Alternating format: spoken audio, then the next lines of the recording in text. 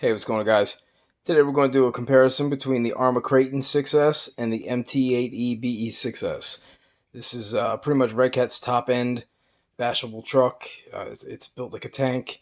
The Arrma's built like a tank. We're going to get them out and see what some of the key differences are. We'll look at some of the drivetrain and things like that and kind of see, maybe how they stack up compared to each other.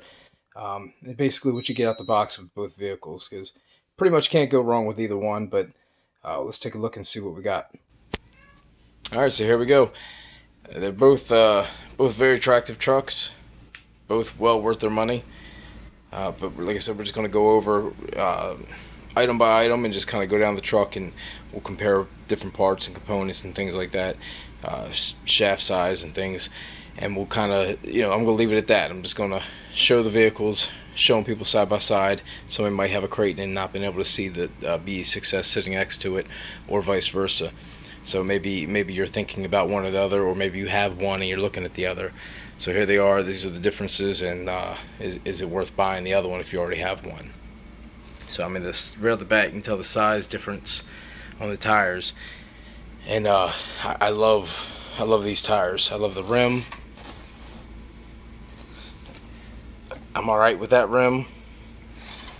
This rim's alright. I can deal with it.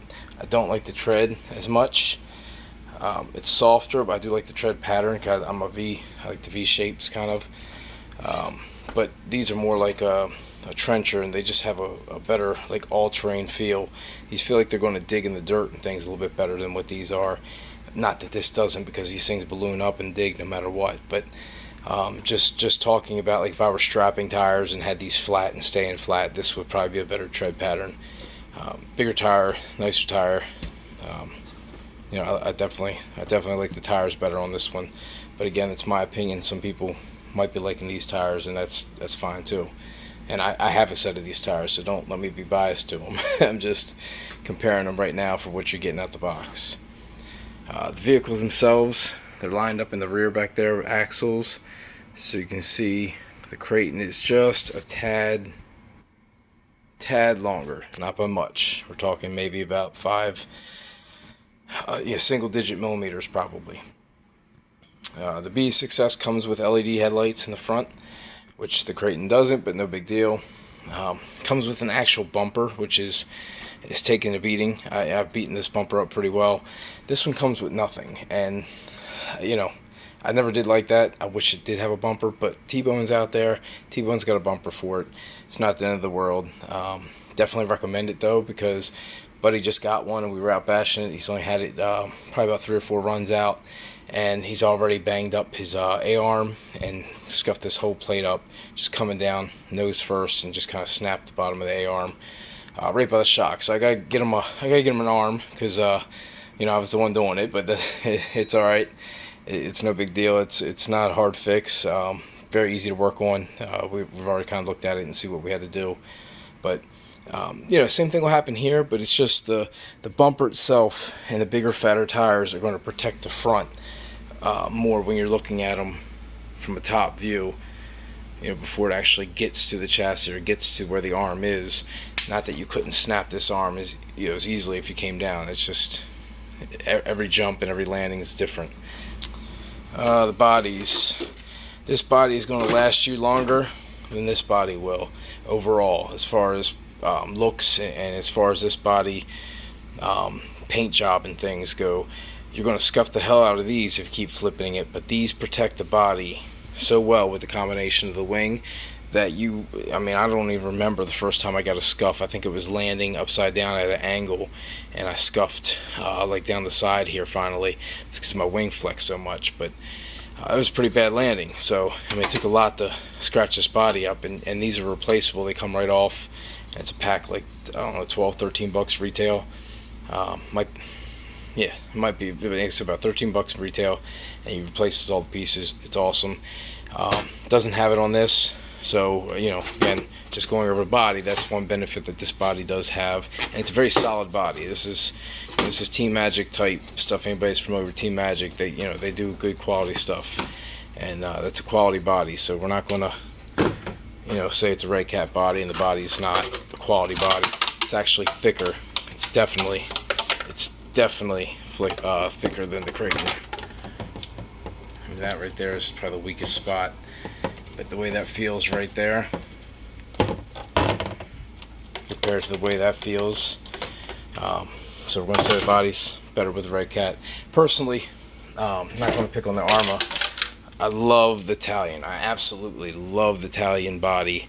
I think I got the right measurement, so I will have a Kraton eventually. I might get the Notorious now because my buddy got the Kraton, but either way, I've got Italian body coming for it that's going to go on it, because I'm not a fan. I know a lot of people love this look, man. I'm not a fan of that look. I mean, it's pretty badass at some angles and things, and they look good. I've seen some really nice custom ones, but just not a fan of the headlights and all. Like I said, I think the Italian does a good job, but their overall design is awesome. Whoever's designing Arrma's bodies does a great job, no matter what. And like I said, this is for a lot of people. It's just not for. I'm just speaking as my opinion. I don't like that body as much. I know it's a good body, and I know it's a sharp look.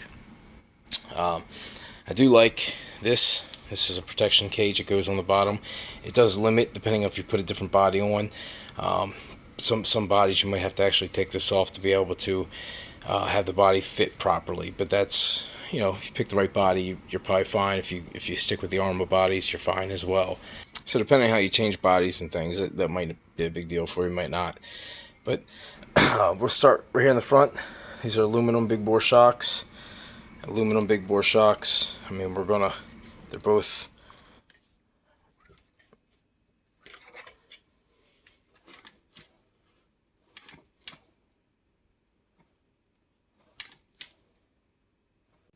so they both got some good rebound, and they're about the same. They both come up about the same back from a starting position. The rears, so the stock setup on this is pretty nice out the box for both of them. So I mean, both good, ready to go, start bashing out the box. The plates. So we'll go with shock towers in the front. This is just a standard plate. It's a 5mm. This one is also a 5mm plate. So these are very similar plates. You know, similar. Can't go any different there. These do have roll bars, which is nice. I personally like roll bars on my vehicles. So that's a nice touch. It comes stock. These ones don't. I think the E6, I've seen it somewhere that they had the option for that, but I've never really had an issue with roll in this truck anyway, but I still like to have that. It definitely does create, especially for some of the speed runs I was doing a while ago on my truck. I would have loved to have the roll bars on there just to give me a better stiffness. All right, so for the next part, since we're going to work our way back, I'm going to flip the trucks over and get a look at the arms. Well, let's do the top arms first. I think these are, I've done these before. I think these are like 12. We got 1145 thickness.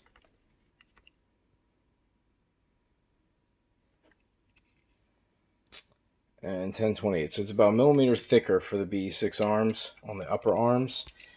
And I don't think I need to flip it over yet. Let's get the lower arms. Knuckles. It's 12.83.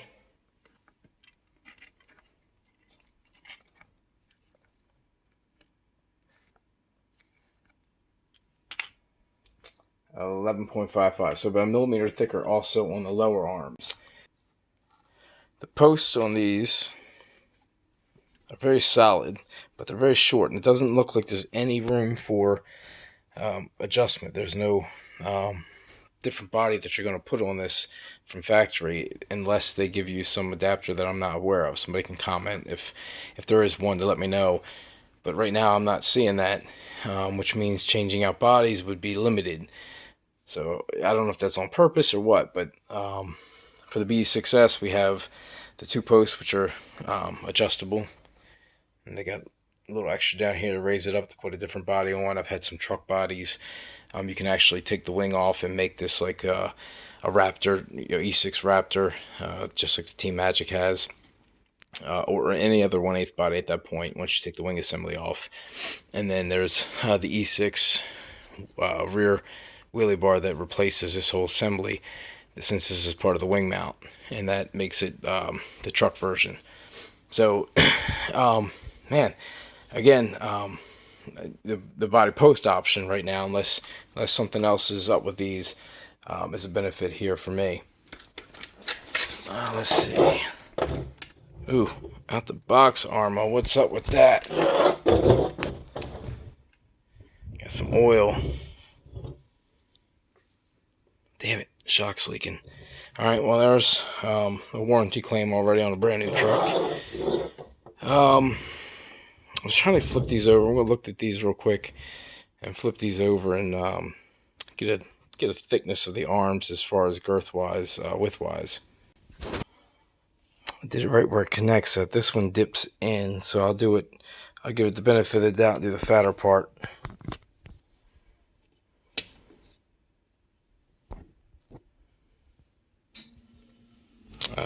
It's 56.68, so it's only like 5mm difference there. The arms look like these are wider as well, but these got the big opening, which I've never had an issue. Again, because these are already 1mm thicker, and these are girthy right here. There's some good girth right there.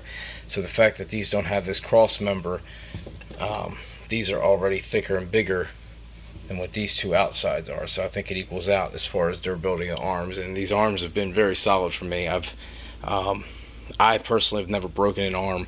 My son recently was managed to break his arm, but I have aluminum now on mine, so I really don't drive it like I used to, which is disappointing, but because I enjoyed it so much, and I used to beat it up, and now that I got that aluminum on it, I tend to subconsciously just take it easy. So I might put my plastic arms back on. I've been talking about it, and just take them off, leave the other ones on for show every once in a while. They're easy to get on and off. It's a very simple truck to work on. But while I had this upside down, this is a flat plate aluminum chassis. This is a plastic chassis. Still very nice chassis though.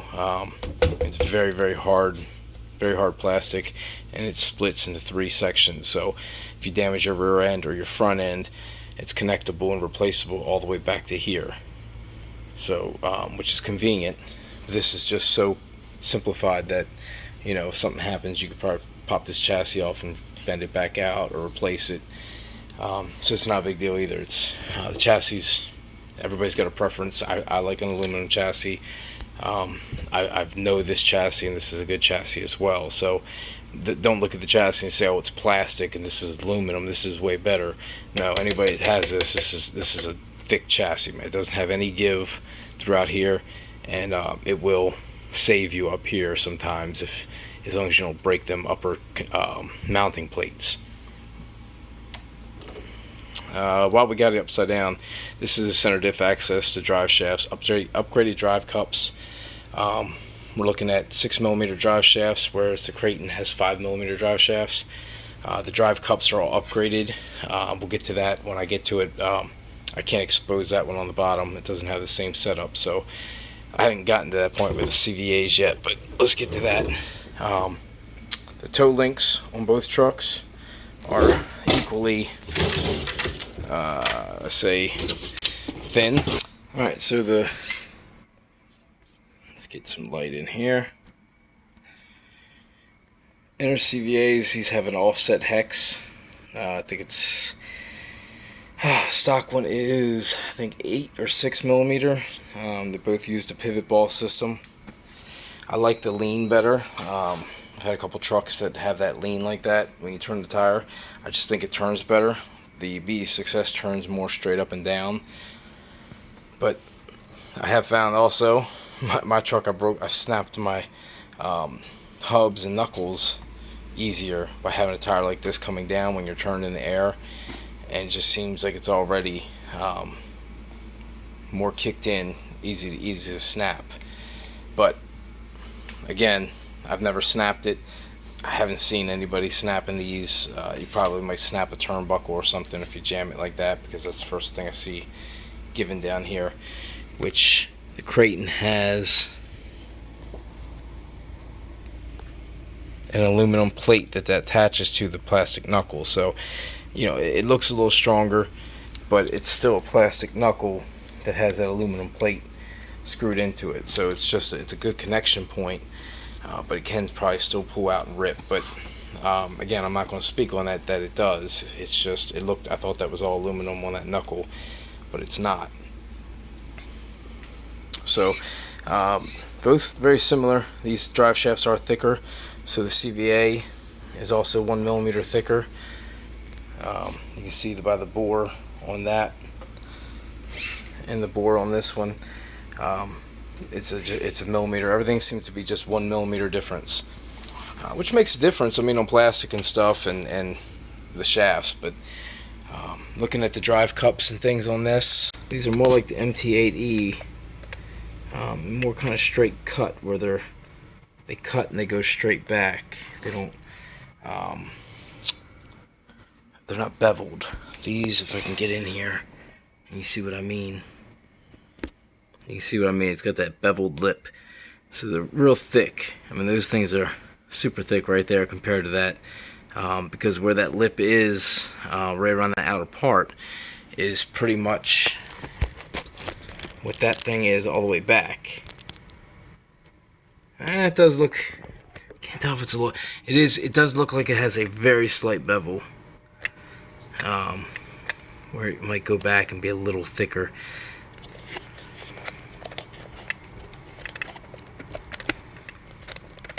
Yeah, the drive cups are definitely beefier on the MT8E BE6S.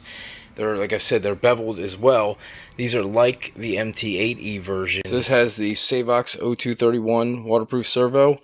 I think it's almost 20 kg. This one is a 15 kg. You know, a lot of people aren't high on these. I've never had an issue.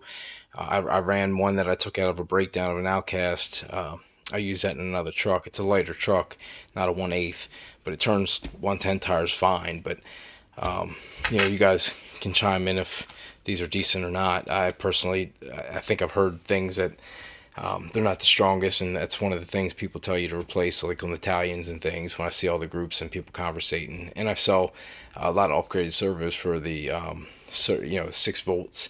Since these run on 6 volts, I sell a lot of the 1230 SG Savox, which runs at 500 ounce at 6 volt, and they're really strong for trucks like this.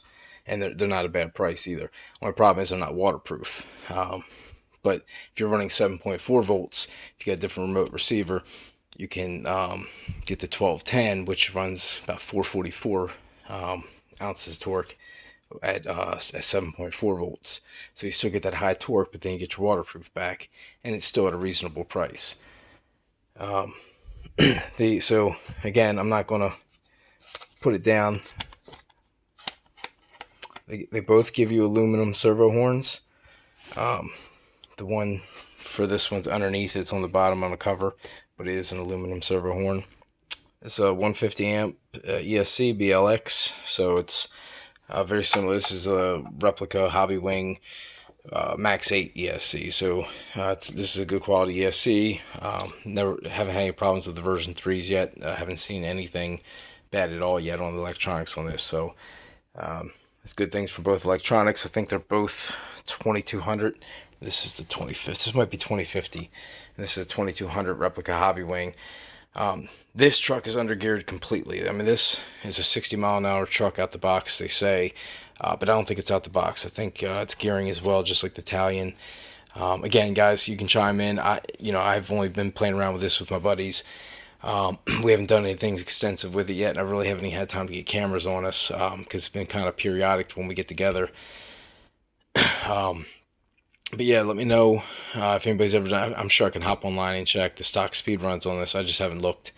But out the box, I'm sure it's probably 50 plus, and then you put a speed pinion on it or something and get up to the 60. Well, that's pretty much what you're doing here. This one is it's got 11-inch tooth, which is geared basically for 4S out the box. So you're well under geared, and the motor gets hot, the ESC stays cool, and you start cranking it up a little bit. You can get up to like 14, 15, depending upon your outside temperature.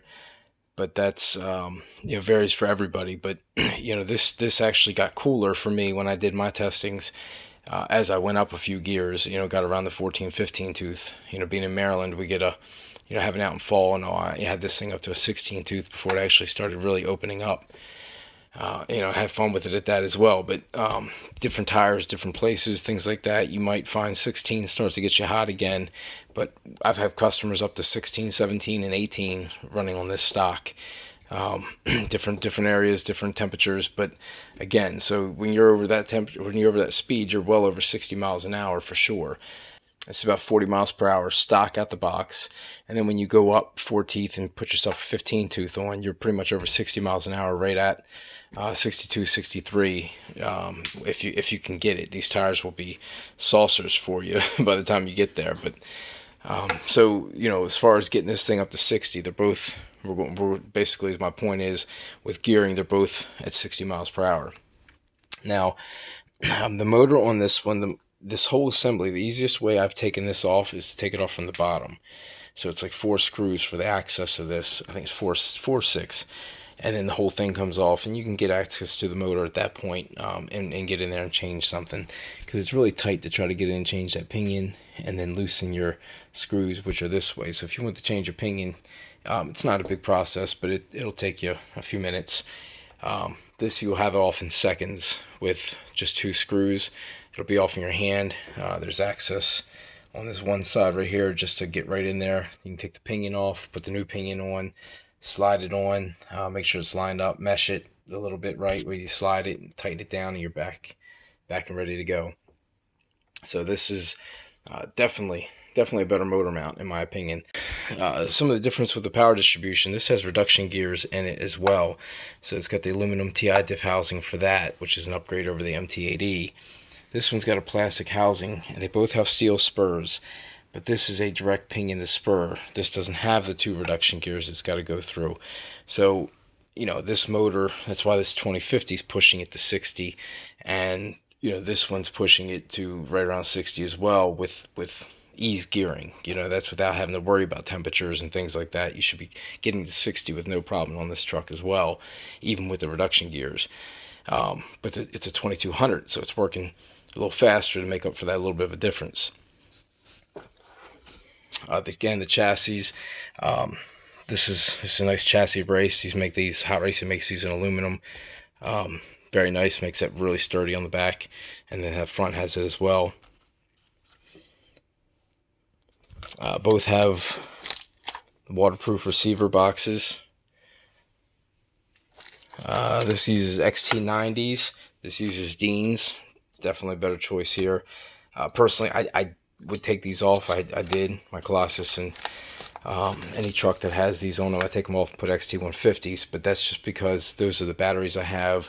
They're easier to solder, and I already have a bunch of stuff with that on it. So same thing with this. I'm taking these off immediately, which I recommend people doing, especially when you start up gearing this, because these Deans just aren't rated like some of the other plugs are. So big benefit there for me for the higher power vehicles and the battery power that you'd be pumping through these. Battery trays, give it to this one. Kraton's got that. This is a single tray. It can hold a Fat Pack 6S. It can hold 2 Fat Pack 3S's. These, you would have to modify it a little bit to be able to get it to hold a Fat Pack, and then you're kind of tucking it under here. But if you just trim off the side right here, you can actually get a Fat Pack in here. But these are slim packs. Get rid of these trays, but there's slim packs that go in there now with no problem whatsoever. But this is just a big benefit to be able to run 1 battery, or the option to run it 2 thin or 2 fat. So you got a few more choices with that. So that's a good setup there. What else we got? The rear on this is not an upper arm. So this is another one of those thick arms. Actually, it's the same front and rear. So you actually have, if you buy a pack of arms, you can replace any arms. They come 2 up or 2 lower for $20 retail. I think they're less than that on my site, but for $20 retail, you get 4 arms, and then they can go anywhere on the truck. That's not the same here. Your back and front are different, and then of course this upper link is your that's just all you got for upper arm. This gives you just a little more of a stability here.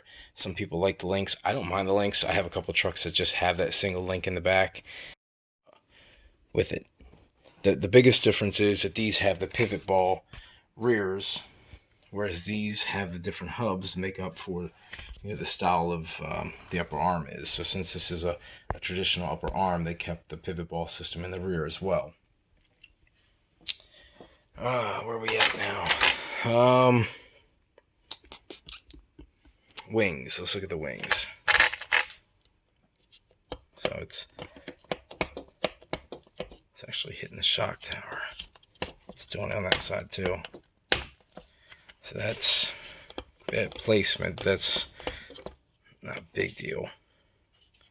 Very flexible wing. That's not a bad thing. It's gonna give a little bit.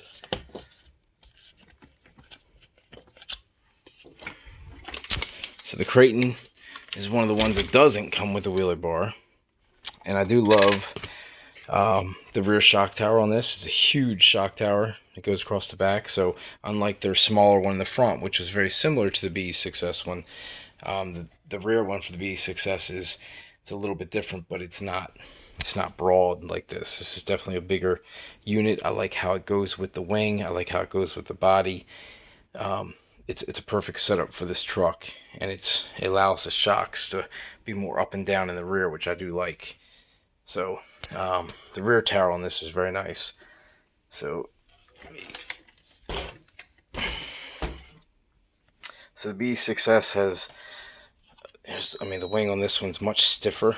I've never split the wing or anything here, but you will pull out here. But what happens is, with these wing shims on being aluminum, if you had the plastic shims, it would pull through and you pop these and bend these, you know, inside out.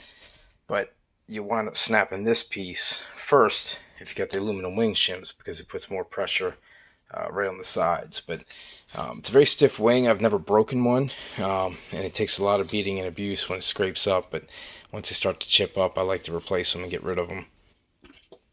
It's just a little flimsier. Again, it's preference. Which one you like? Flimsy's not bad. I'm not liking the rub there though. There's nothing there to rub on this one. And the cage that they make for this, they make a cage, I'm sure, for that, but it doesn't go over even the Quinlan cages that I get for this. It doesn't go over the wing for this. I think it mounts and comes up right here, so it doesn't protect the wing, whereas this comes over the wing, protects the wing like this. You mount the cage down on top of it, and it really protects the wing and kind of everything. I mean, you really talk about protecting your body that way. It's a wheelie bar. It's really thick, very, very sturdy. I've came down on it numerous times. You know, pogoed off of it numerous times when it's been straight out with my BE6S, because I have it kind of out like this because I had it racing where it would keep me down a lot. And then I pulled it straight out, so I would just like pogo off the back of that thing, and it would just, I mean, it takes it. It's a very thick wheelie bar mount. So unlike the Outcast, which had the wheelie bar here, and then you got that wing that flexes like that. And if you lost your wing, you pretty much lost your wheelie bar. But again, that's a different truck. This one doesn't have it. It's optional. I think a couple people make the wheelie bars for these. So T-Bone would make one as well, which again, I've already said, definitely recommend the T-Bones for this. I definitely recommend the T-Bone for this, because this is an awesome T-Bone that comes up like a skid in the front. It just kind of gets out just far enough for that bumper, and it really gives that extra protection on the bottom side of that bumper. But I've never done the rear. I don't even think they make a rear for this, because the wheelie bar is there, and it's so effective of protecting the rear.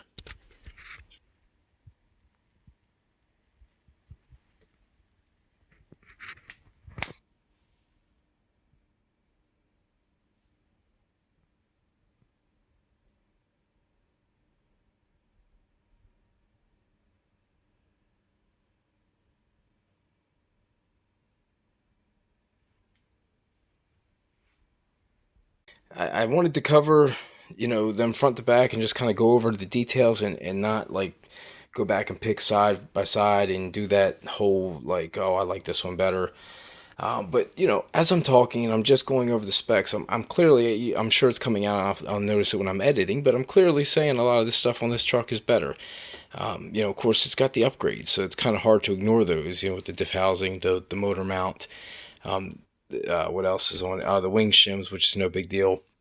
A wheelie bar, the larger tires, the better drive cups, the bevel drive cups, which are thicker, the drive shafts and the arms, which are all thicker, LED lights. It's got a lot of features that this one doesn't. So, of course, it's sounding like I'm boosting this truck up and saying it's better than the Kraton, but I'm not telling you that. I'm telling you they're both awesome trucks. It's just, don't ignore the BE6S and write it off as a piece of crap truck. I mean, go look at Team Magic. You know, don't even call it a Red Cat. Go look at the Team Magic E6. Go look at the history of the Trooper, the HX, all the trucks that they have out. The J-Star that they got now, the Raptor.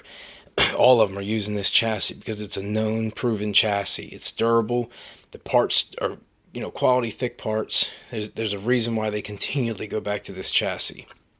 So think of it like that. Don't look at it as a Red Cat, and then look at the price and what you get for the extra $100, which, you know, I have deals and things with your shock towers and the other the TI tip body posts, which cost you about $140, where you can get that for $60 more. For like $660 you get all of that. Actually, I think it might even be like $650. But for $650 on the site, you get all of that with that, whereas it's $150 more, and then you're getting better shock towers. You're getting the tipped body posts, which don't get damaged because of the body cladding, and the wing protects all that. You're definitely not hitting anything there. And then, of course, this protects all of this. So, you know, they'll last. They'll always stay looking good. You're not going to scuff them up, unless, of course, you take the wing off and try to drive around without the wing. You might scrape those up. But again, I'm just showing you that this BE6S can hang with the Kraton as far as spec for spec. The motors and things like that, you're both going to be about 60 miles an hour. Durability, again, I say just go look at the E6.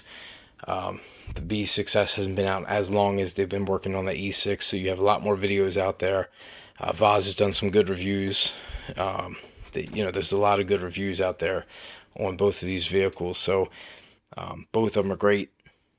Take your pick, 500, 600, and you're going to be happy no matter what you get. I don't know anybody that really gets these without the occasional lemon or issue that comes out. Like I got a leaky shock here. I've had a leaky shock on the BE6S that came in before as well, so it's not like that's never happened. So I'm not going to put that on that. But taking all that kind of stuff aside, gears grinding or ESC not working when you get them, once you get your good working vehicle, once you get that good one out the box, it's hard to find anything wrong with either of these trucks for the money paid for them and what's on the market right now. All right, so that's it, guys. I mean, hopefully I covered everything. If I didn't cover something, just, you know, drop me a comment. If you like this video, drop a like, of course. But if you didn't like the video, drop a thumbs down. I mean, I know I got some people out there that like thumb downs, all of them anyway. So just go ahead and hit me a thumbs down on there as well. But again, I'm just trying to be objective, guys. I'm just looking at this. I wasn't going to get into this part of that conversation, but after sitting back and looking at it, it's just all these people that have continually put this truck down that never have driven it, never have even seen it in person. It just comes out of me sometimes when, you know, I see things that people say, oh, this is so much better, you know, hands down, don't get the crappy Red Cat, get the Kraton. It's there with it, guys. I'm not saying it's better. Don't put words in my mouth. It's there with it and has some bigger stuff and some upgrades for the money difference. So yes, you're paying more, but at least you're getting more. But so that's where I'm at with this. I appreciate everybody for watching, and you know, I'll hopefully have once we get my buddy's arm fixed, I'll hopefully try to find some time to get out with his Kraton, get my BE6S out and a couple other vehicles, and hopefully get some good videos of us all doing some ramp jumping and just kind of putting them through the test a little bit.